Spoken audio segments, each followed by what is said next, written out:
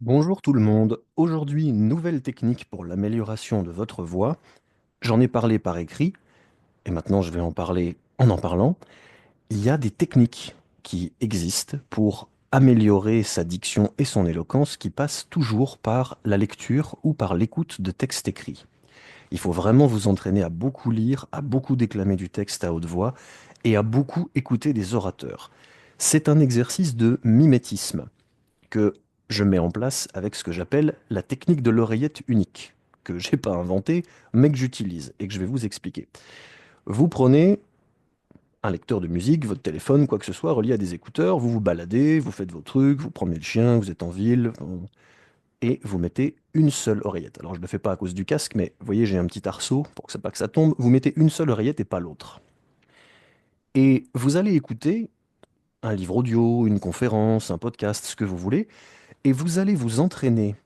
Comme vous allez avec l'autre oreille qui est libre vous entendre vous-même, vous allez vous entraîner à parler en instantané par-dessus ce que vous entendez, en essayant de reproduire l'intonation, les respirations, les ponctuations et la prosodie, la musicalité de la voix de la personne que vous entendez parler. Cet exercice-là est très intéressant.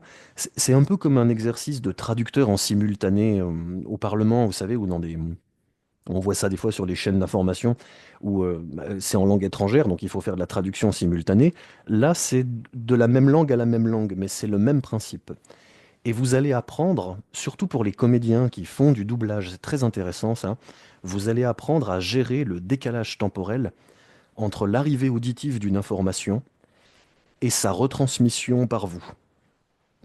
Alors là, c'est la même information, mais c'est votre voix et pas celle que vous avez entendue. Donc il y a quand même un élément de jeu minimal, de reformulation ou à minima de diction, d'élocution. Même s'il n'y a pas un exercice de traduction dans une autre langue. Ce que vous aurez évidemment dans le doublage, même si c'est déjà traduit par le calligraphe sur la bande rythmo, vous avez un texte en français, mais vous entendez la voix anglaise. C'est avec ça que vous chopez plein d'éléments de jeu que vous allez retraduire dans votre travail de doublage. Et bien là, c'est un peu la même chose, sans l'image. Vous allez entendre des choses et vous allez ressortir ces choses mécaniquement au niveau vocal au début, puis après être de plus en plus à l'aise.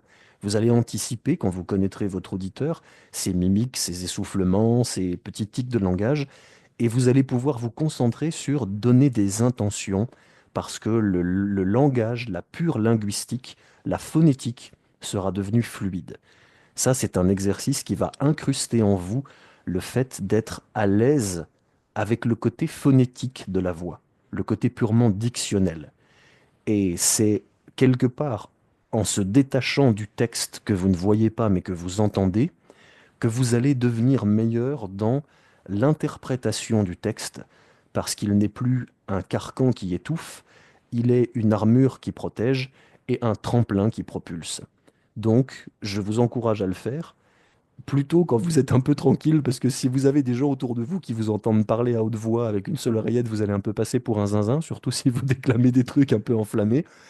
Non, c'est pas du vécu du tout. Et, et donc ça peut donner des grands moments de rigolade, mais en tout cas, c'est super efficace sur le temps long. Énormément de professionnels le font et ils ont bien raison et je vous recommande de le faire. Et dites-moi ce que vous en pensez en commentaire ou en message si vous avez essayé et que ça marche bien pour vous ou que vous avez des questions ou simplement que ça vous a fait un peu rigoler. Bonne journée tout le monde et à la prochaine pour un autre tuto sur la voix.